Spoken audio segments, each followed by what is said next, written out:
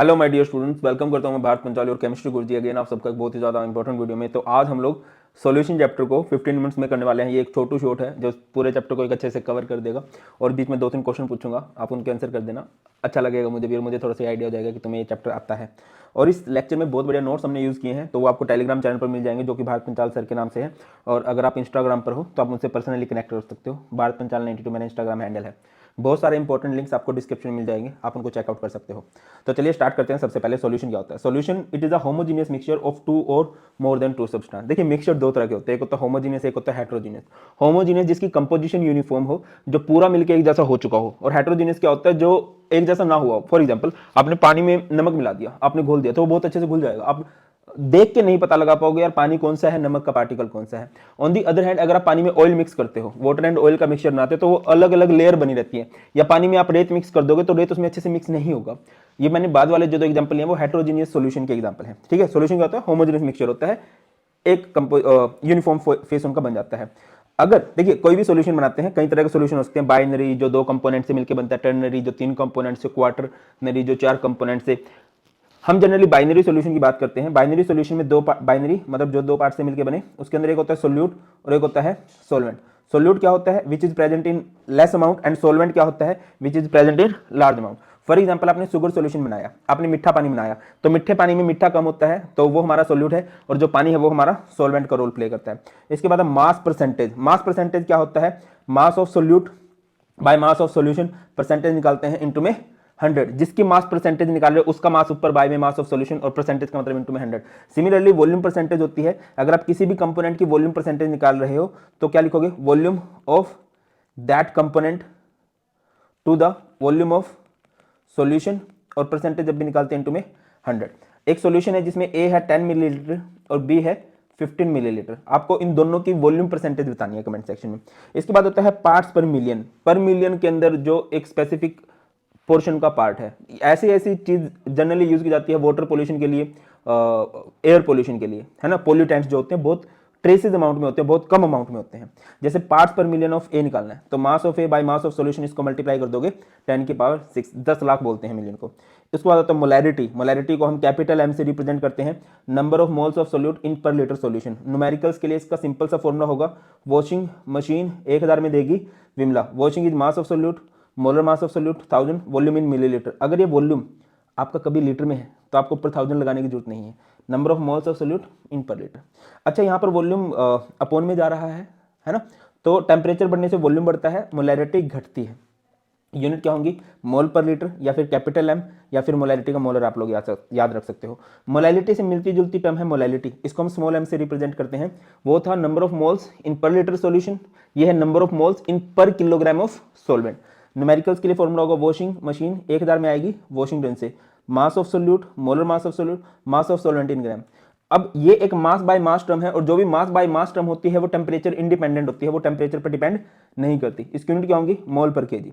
बात करते हैं हम लोग मोल फ्रैक्शन की। मोल फ्रैक्शन क्या होता है, fraction means ratio, number of moles of a component to the total number of moles of solution. अगर आपको किसी की भी मोल फ्रैक्शन निकालनी है, हमने फॉर्मूला शायद गलत लिख दिया, फॉर्मूला इसका ये होना था, chi A is number of moles of A by number of moles of solution, n A plus n B. अगर आपको chi B mole fraction of B निकालना है, number of moles of B by number of moles of solution. याद रखिए मोल fraction of solution जो होता है, यानी कि दोनों का जो सम होगा, या टर्नरी सॉल्यूशन है तो तीनों का जो सम होगा वो हमेशा 1 होता है। 2-3 खास बातें हैं, it is unitless quantity and independent of temperature, and mole fraction of solution is always 1। आगे मूव कीजिए, नेक्स्ट है सोल्यूबिलिटी। सोल्यूबिलिटी का मतलब होता है घुलनशीलता।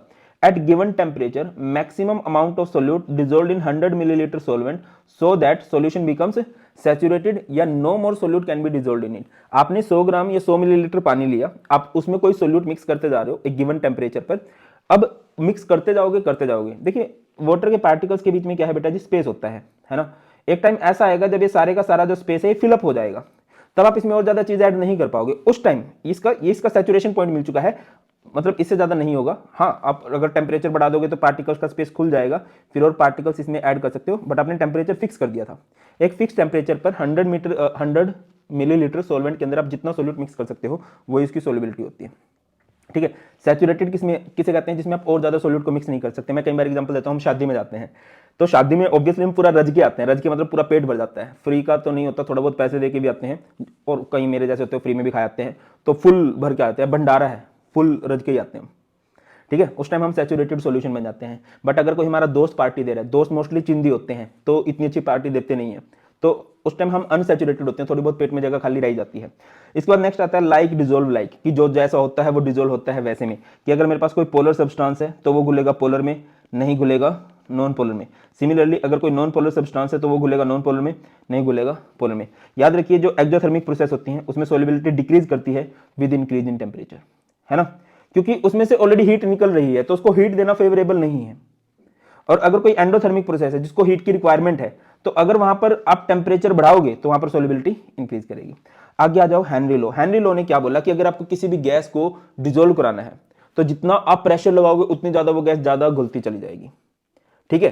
तो mass of gas dissolve is proportional to pressure applied, जितना ज्यादा आप उस पर प्रेशर लगाओगे उतनी ज्यादा वो गैस ज्यादा डिजोल्व होती जाएगी। बाद में इसको मॉडिफाई किया गया और आजकल हम क्या पढ़ते हैं, partial pressure of a gas is proportional to its mole fraction. किसी भी गैस का जो पार्शियल प्रेशर होता है प्रोपोर्शनल होता है उसकी मोल फ्रैक्शन पे, P is proportional to mole fraction, P is equal to आ जाता है KH XP। अब ये जो KH है, अच्छा ये X नहीं है, ये काई बोलते हैं इसको, काई, काई पूछिए। KH का मतलब होता है ब्रो हेनरी कांस्टेंट। इसके बारे में दो तीन बातें खास हैं, इससे रिलेटेड कुछ क्वेश्चंस बन जाते हैं। KH जो होता है वो डायरेक्टली प्रोपोर्शनल होता है टेम्परेचर पर, अगर कहीं पर टेम्परेचर बढ़ रहा होगा तो KH की वैल्यू बढ़ रही होगी। और KH जो होता है वो आपका इनवर्सली प्रोपोर्शनल होता है टू सोल्युबिलिटी, है ना। अगर KH की वैल्यू बढ़ रही है इट मींस वहां पर सोल्युबिलिटी घट रही है, याद रखने के बाद। इसके बाद हमारे पास आता है राउल्स लॉ। राउल्स लॉ ने क्या बात बोली, that partial vapour pressure of each component in solution is equal to the product of vapour pressure of pure component multiplied by its mole fraction. अगर आपको किसी भी कंपोनेंट का पार्शियल वेपर प्रेशर निकालना है PA, तो इक्वल होगा vapour pressure of that component in pure state multiplied by mole fraction of that component.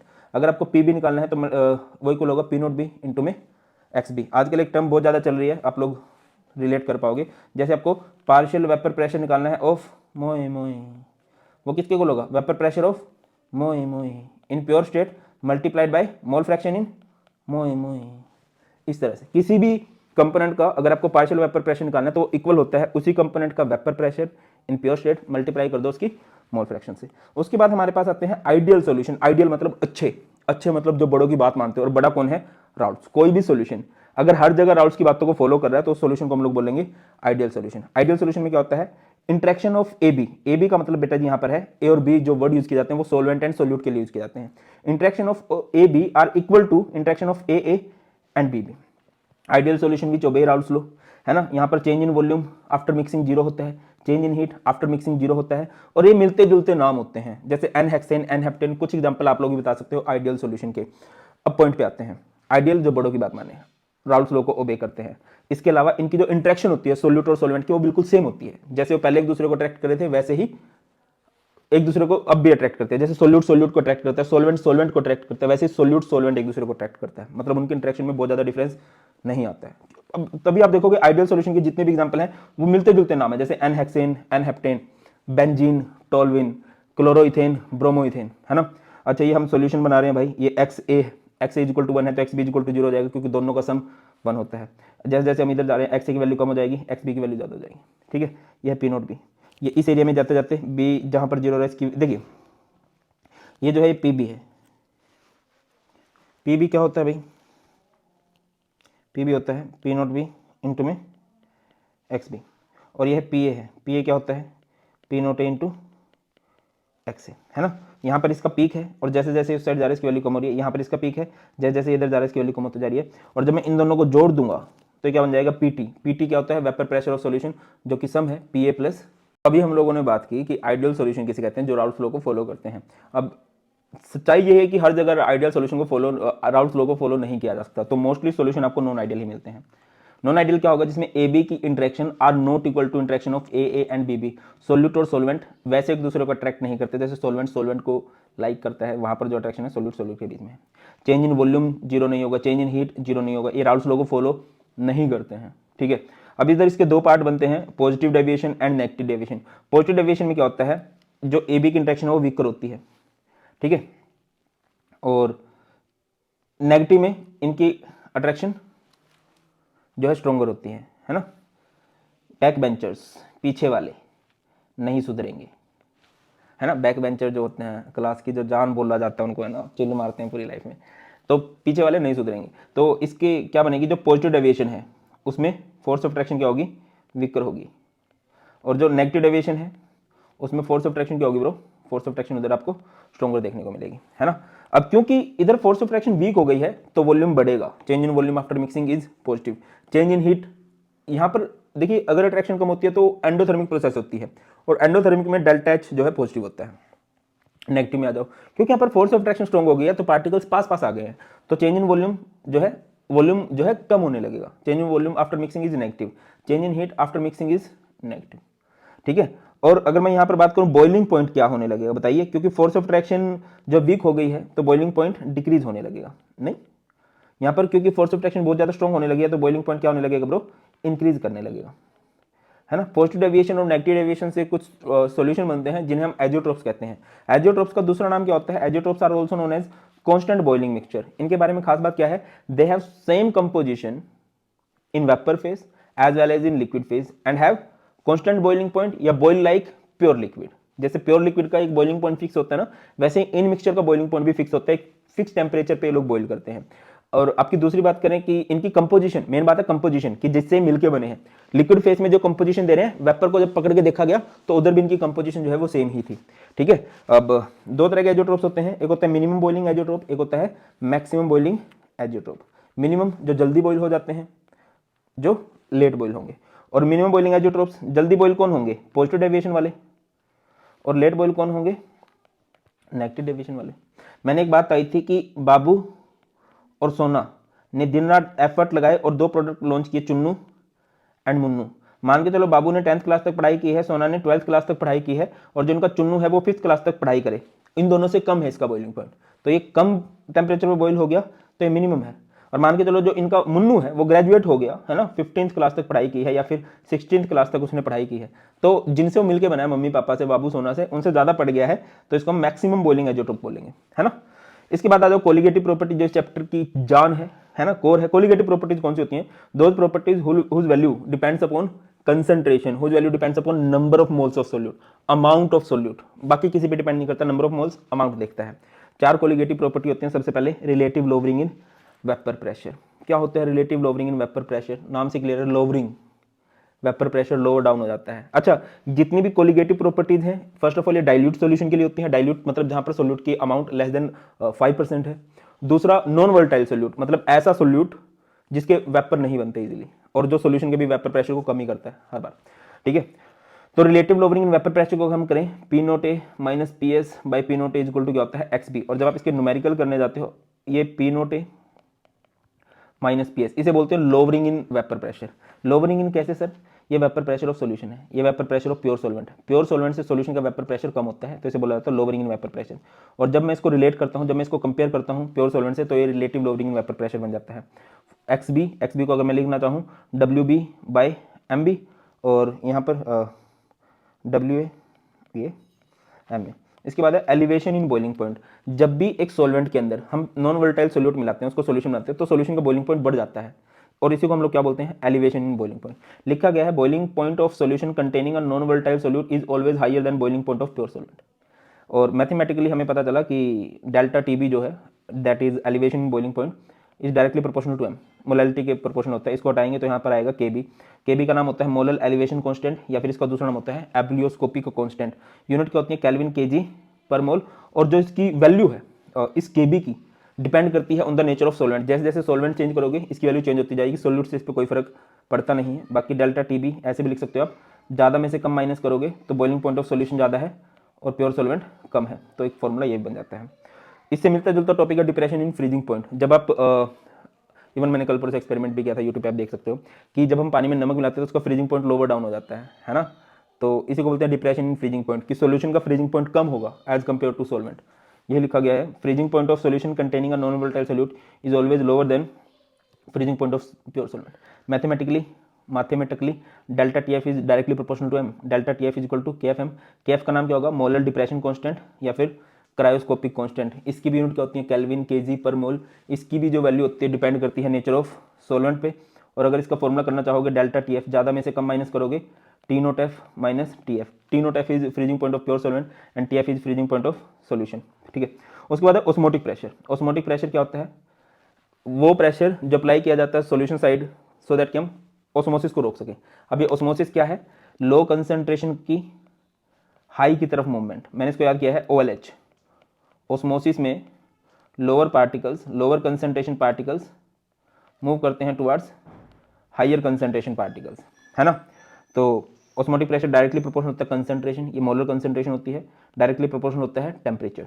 पाई इसको हटाएंगे तो ये आर आएगा, are is universal gas goes नहीं, गैस कांस्टेंट। सी मतलब मोलर कंसंट्रेशन एंड टी का मतलब होता है टेम्परेचर। अगर कभी दो सॉल्यूशंस का ऑस्मोटिक प्रेशर सेम है तो उसे हम लोग आइसोटोनिक बोलेंगे। अगर एक का ज़्यादा है, जिसका ज़्यादा उसे हाइपरटोनिक और जिसका कम है उसे हम लोग हाइपोटोनिक बोल देते हैं। अच्छा, नेचुरल फ्लो हमेशा याद रखिए, नेचुरली एक ऑस्मोसिस प्रोसेस होती है जिसमें हमेशा फ्लो जो होता है लो टू हायर कंसंट्रेशन होता है हमेशा ऑस्मोसिस में। उसके बाद है एबनॉर्मल मॉलिक्यूलर मास। देखिए, जब कभी भी हम एक सोल्यूट लेते हैं और उसको सोल्यूशन में डालते हैं तो पॉसिबिलिटी बनती है कि वो एसोसिएशन या डिसोसिएशन शो करने लग जाएगी। जब कभी भी वो एसोसिएशन या डिसोसिएशन शो करेगा तो उसकी वैल्यू डिफरेंट हो जाएगी नॉर्मली एक्सपेक्टेड वैल्यू से, उसी को हम लोग एबनॉर्मल मॉलिक्यूलर मास बोलते हैं। सच मॉलिक्यूलर मास दैट आर इधर लोअर और हायर देन द एक्सपेक्टेड और नॉर्मल वैल्यूज। और इसको हम निकालने के लिए वेंट फैक्टर का यूज करते हैं, आई से रिप्रेजेंट करते हैं normal molecular mass by abnormal molecular mass. इसको आप ऐसे याद रख सकते हो, नॉर्मली मैन ओबे देयर मदर। पापा की परी होती है, मम्मा के मगरमच्छ होते हैं। पापा की परी होती है, मम्मा के मगरमच्छ होते हैं। नॉर्मली मैन ओबे there mother, normal molecular mass by observed molecular mass, है ना। अगर आपको डिग्री ऑफ डिसोसिएशन निकालना है तो I-1 बाय N-1, और अगर आपको डिग्री ऑफ एसोसिएशन निकालना है I-1 1 बाय N-1। N का मतलब होता है नंबर ऑफ पार्टिकल्स जितने डिसोशिएट हुए हैं, 1 बाय N, N का मतलब होता है नंबर ऑफ पार्टिकल एसोसिएट हुए हैं। समझ रहे हो मैं क्या बोल रहा हूँ? जैसे NaCl है, NaCl को अगर मैं तोड़ूंगा तो ये कितने पार्टिकल्स में टूट जाएगा? Na पॉजिटिव Cl नेगेटिव में। तो यहाँ पर N की वैल्यू कितनी आ जाएगी? 2 आ जाएगी। जैसे AlCl3 है, अगर मैं इसको तोड़ूं ये हो जाएगा Al3 पॉजिटिव 3Cl नेगेटिव, तो ये 4 पार्टिकल में, ठीक है। और जब ये आया तो वैल्यू चेंज हो गई किसकी? कोलिगेटिव प्रॉपर्टीज की, है ना। अब क्या आने लग गया? हर एक कोलिगेटिव प्रॉपर्टी में आई लगने लग गया। P nought A minus P S by P nought A equal to IXB, delta T B is IKBM, delta T F is IKFM, I into C into R into T. बस ये है यार, that's all in this video. Still कुछ भी doubts आप लोग comment section में बता सकते हो। बहुत जल्द मिलते हैं, ख्याल रखिए। God bless you all, please take care. जय हिंद।